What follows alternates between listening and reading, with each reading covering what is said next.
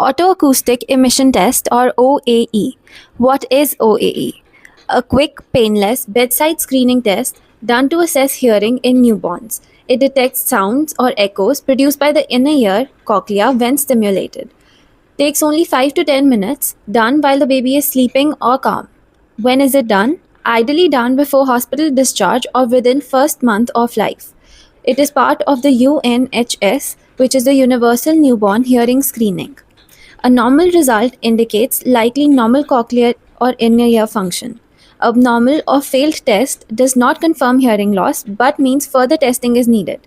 Next step after a failed OAE. Refer for BERA or ABR. Indications for BERA in neonates. Brainstem evoked response audiometry. BERA is a diagnostic test that measures the brainstem's response to sound. When to do it?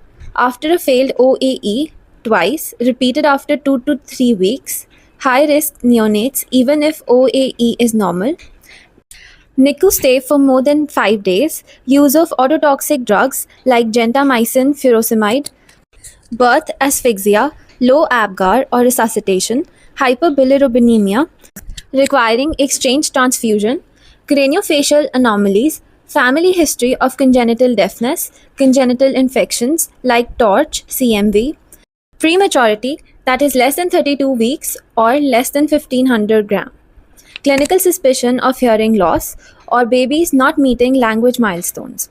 When should BERA be done? By 3 months of age ideally. Confirm hearing loss and start intervention by 6 months.